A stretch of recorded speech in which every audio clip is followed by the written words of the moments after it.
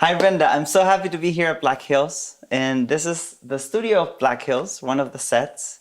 And you decorated all this place, right? Yes. I had help. I had an assistant that worked closely with me. He did the Nice. hard work. He just was able to bring my designs. Cool, but it looks very beautiful. Thank you. So, for my understanding, you're the director of the Wellness Center, right? Here? Yes, that's actually a new position for me here, but currently, yes, I'm the director of the Wellness Center. And how long have you been here in Black Hills? 8 years. 8 years. Okay. So, you still understand a lot of how things work here, anyways, right? Yeah. Great. So, we're going to focus today on the Wellness Center.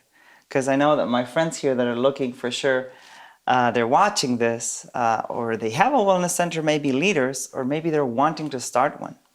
I know that you weren't the founder here of the Wellness Center, but you're going to be running it now, right? Right. Yeah. So tell us, how many guests can you hold here at the Wellness Center? Well, we have 13 rooms. One of them is currently being, well, let me back up. We have nine rooms and 4 suites, but one of our suites is currently being lived in, so that puts us down to 12. Okay. And some of them are doubles, some of them are, single rooms. So we could technically hold up to 24 people, depending on which kind of program we're doing and how many people we wanted to host. Okay. So the Wellness Center, this is only one big building, right? Right. Okay. And there you have rooms and also the treatments at the same time? Yes. Great. And also they have their meals there, or they go to the cafeteria for their meals? No, we have what we call the main lodge, which has our kitchen and a meeting room, and it also has the massage school, but that's where people eat. Everyone eats together, massage students, wellness guests, they all eat from that kitchen in that dining room. Great. So you can hold a lot of people, and I've seen it. It looks beautiful. You have a lot of massage rooms. I think there are 3 massage rooms. You have an infrared sauna, right? Right. And a hyperbaric chamber. Yep. Oh, am I missing something? We have Jacuzzis. We have a jacuzzi. We have a fitness room. We have a hot tub. We have a whirlpool tub, and we have a hot tub. 2 separate, different. Nice. Yeah, the fitness room, I remember seeing it. It's big. It's really nice. Yes. It's really nice. Okay, so how many programs do you do in a year? Well, we're actually changing the program. Now that I came on, we were doing about 1 a month, or maybe around 10 programs a year. Now we're actually changing it so that we're actually going to be doing 14 programs a year. Okay. But that's because we're shortening the program itself in a way, and we're doing kind of what I call a combination program. Combination program. Tell me a little bit more about that. Okay, so typically lifestyle centers, which originally we worked at a lifestyle center starting in 2004. So we've been involved in a part of this work on and off for, almost 20 years. And one of the challenges with lifestyle centers is when people go for the typical 3-week, 18, 19-day program, then they go home and they struggle to implement what they've learned and to continue doing it all on their own. So for years, not just 20 years, but for a long time, lifestyle centers have tried to figure out ways to make the program, everything that they teach in that week, stick, or those 3 weeks. So what we're doing is we're going to put together what we call a 1-week intensive, followed by 11 weeks of twice-a-week Zoom calls, or a group meeting. Cool. So that we can implement, and we actually have longer to teach, so we can teach more, because would be a lot of material that would be really hard to get into 3 weeks. And then we can continue it. And then when people start to make changes at home, the changes are more likely to stick because they're making it in their home environment. So in other words, if I'm teaching a class online and I'm teaching you how to do label reading, and I'm saying, these are the things you need to look for, the class ends, you can immediately go to your pantry or your cabinets and start taking things out and saying, do I have anything in my cabinet that has this on it? And most people will find that they do. Yeah. But if they learn that here and then they go home 2 weeks later, they might have forgotten, or they're just overwhelmed with whatever's happening at home. So sometimes the home environment has created the challenge that people have. So to be able to make the changes in the home environment are not guaranteed, but certainly more likely to stick. And some people simply need coaching and support for a longer period of time. You can't get rid of all lifestyle diseases. I mean, they came up slowly and they don't just disappear overnight. So it takes longer for you to really implement the healing in your body that your body needs. So we're really excited about this idea of a 1-week intensive and then 11 weeks online. Okay, so this combination program, could we say that it's like a combination of putting the program in an aftercare program, like all in one, like integrated? Yes, so it will actually be called a 12-week program, but the 1-week intensive will be in the beginning. So in that 1-week intensive, we'll actually be doing more teaching than treatments. In the past, you go to a lifestyle center and you expect to get a lot of treatments, right? But one of the things that our guests have told us is they don't really have a lot of time for rest. So when you're trying to get a lot of information in and a lot of treatments and so forth, then your guests don't end up getting the rest that they came for to begin with. Interesting. So we're actually going to be teaching some basic hands-on cooking classes and what to do with herbs and how to make a poultice and how to do a hydro treatment, because I can give you a hydro treatment, but what do you know about how to do it when you get home? So while we're doing it, we're going to be teaching. This is how you do it. This is what the temperature of the water needs to be and how you go back and forth. And then our guests will take home a lot of information from that 1 week then as we are teaching the online class. And I'm excited about it because that allows us to pull in some doctors and nutritionists and other experts to come online and teach various classes. People who aren't going to be here, they don't have to be here. So it can be just a wealth of information, not just from us, but from experts that are live, that then they have the opportunity to ask them questions and to learn from a variety of people who are experts in their field. So I'm pretty excited about that. I managed a program when we were at a different lifestyle center that was, we called it our outpatient program, and it was over 13 weeks instead of 11, but that's because there was a couple holidays in there. And those people achieved the same results that people did who came to the 19-day program. Nice. I think it's wonderful. So I already know that it works. Great. Yeah. Great. Now, let's go into like a little bit of the nitty-gritty of how things that work here. Is the Wellness Center fully sustainable by just its guests and the programs? Like in terms of finances? Not on this campus. I mean, as far as supporting the entire campus, do you mean? No, or maybe just the Wellness Center, at least. It can sustain itself. You have to have enough guests in order to be able to do that. Right now, we have a small staff, so of course, part of that depends on how big your staff is and how many people you have that are, and what type of treatments that you're doing. So it can be sustainable. And right now, I would say one of the biggest challenges is the cost of food. So we're fortunate that we have a farm. If somebody was looking to start a new ministry, I would really encourage them to look at a property where they can have at least a good-sized garden, if not a farm, that they can actually grow a large amount of the food. So it's, so that it's healthier, so that they know the quality of the soil. Organic. Because, you don't want to just be going to an inexpensive grocery store and buying food that has a lot of chemicals in it to feed to people who are trying to get well. What they need is entire nutrient density wash through their body, because that's what they're missing. That's one of the reasons they're sick. They don't have the nutrition that they need. And it's not, and it's up to us to feed them food that will allow them to heal. And that's food that comes from the garden. Plus, if you have a garden, we're told that one of the best exercises for people who are sick is to work in the garden. Awesome.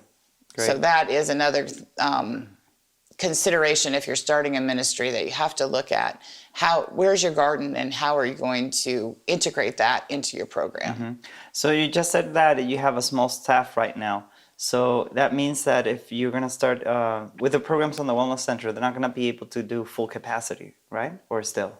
Well, we could probably do full capacity, but let's talk about full capacity. So because of our new program, group studies show nothing to do with a lifestyle, but those who understand how groups work, the 10 to 13 people in a group, maybe even 10 to 12, is considered an ideal group for people to share, for people to gain experience. So we're really looking at trying to keep our programs to 10 to 12 people, even though we can house people. So in between our lifestyle programs, we're also going to try to host some long weekend programs that are about other areas of health, but aren't intensive lifestyle programs. And in those cases, yes, we'd like to fill the lifestyle center. But when it comes to this new program, we want to keep it to 10 to 12 guests so that the group online is a good functioning group, that people have time to ask their questions, to share what their experiences are and that type of thing. And that's considered the ideal group. Great. And for that ideal group, then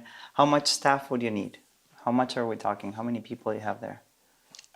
Well, not including the kitchen at the lifestyle center, probably 3 people. Okay, great. Doesn't have to be a lot. If we include the kitchen, maybe 2 more? Yeah, a couple people in the kitchen. Okay, so it's not such a big of a staff. That group of staff is including yourself? Yes. Okay, great. That's good. Well, for the ones who are watching as well, Black Hills also has a massage school and also has farming, right? The wellness center. Am I missing something, or are those 3? No, those are the 3 big things right now. Yeah, so the campus is held by all of that. So do you guys also use donations as part of the way that you guys sustain the whole campus? We do. I wish we didn't at this point. I think that I personally feel that there are online opportunities for people to bring in income that, if you set up, let's say you have a cooking website and, people can sign up with subscriptions, or you can send out menus and recipes. And there's a lot of people who are making a lot of money through some small online businesses right now that I'm really hoping to be able to set up that would bring in more income, that would help to sustain, because we're sort of reaching a point where donations are great, but at the same time, there's a lot of people, a lot of ministries that are asking for donations, right? Yeah. So the more self-sustaining we can be, the better. Yeah. Of course, because when the donors disappear, then the ministry is in risk. Yeah. And you don't want to have to make it that you have to charge so much that it's, only the wealthy can afford it. You want to be able to reach a broad range of people. And I think that a broad range of people can be reached through online, through coming only for once a week and then following up on Zoom classes. Yeah, sure. And many people can't take off for 3 weeks. Yeah, that's true. More people are working from home, but still, for people to take 3 weeks off of work, 19 days plus travel time, that's a lot of time to take off from work. So if we can do something that someone can come for a week, and then we teach Zoom classes in the evening, you can go back to work and you can be implementing these changes while you're at work. That opens it up to a wide variety of people that are still working, and dare I say younger people, because typically it was people who were older, who maybe were retired, who had that time. Yes, maybe they were sick, but they had the time to go for 3 weeks. Many people who are working full-time jobs don't have those 3 weeks. And we're finding diseases popping up in younger and younger people. Now, for sure, everyone who's seeing and they want to start a lifestyle center and they see this one, it's with so much equipment and stuff, an enormous fitness room and things like, it's like, okay, with that, it's like, looks awesome. But do you know, how did they get to that? Did they fundraise? Did you went immediately as an enormous lifestyle center? Did it start small? Did you had like hyperbaric chamber from the beginning? No, it actually started as a school. Oh, okay. It started as an academy and then a college. And the wellness center was just a small part of what was happening here on this campus, with maybe like 5 guest rooms. It wasn't large. And then one of the, so Mission College, you might have heard of it, was here originally. There was also an academy here, and that was kind of the emphasis. And then, they might have maybe 10 lifestyle guests. And the lifestyle center, where what we call the wellness center, the lifestyle center is now, was actually originally the dorm. So the lifestyle center sort of grew out of what was the college when the college was no longer here, and they expanded the lifestyle center. So it's grown. Yes, next year we celebrate our 45th year, but it didn't start out this way, not even close. And then that was added on to, and so the fitness center came later when they added it on. And you don't need a big fitness center with a whole lot of equipment. We're told that one of the best exercises is walking. Yeah, outside. Outside, fresh air, sunshine. Sunlight. God's doctors are fresh air, sunshine, exercise, and water. Yeah. So those are available to almost anybody. You don't have to have a lot of, there's kind of an interesting story that when Madison was still in academy, and someone came out and said, I want you to give me some treatments. They didn't start out as a sanitarium either. They actually put sawhorses and a piece of plywood on it for the treatment table. I imagine they covered it with something, but that's what they had. So just use what you have. And we're told with the whole talents that the more we use our talents, the more God expands those talents. Sure. But the idea is starting, not waiting, not burying it because you only have one. You need to start with what you have, whatever God has given you. Even if you're just helping one person or two people at a time, just get started. Good, great, awesome. Okay, let's close now. What would you like to tell to someone who is starting a lifestyle center? What would be your advice? Separately from the one that you just said.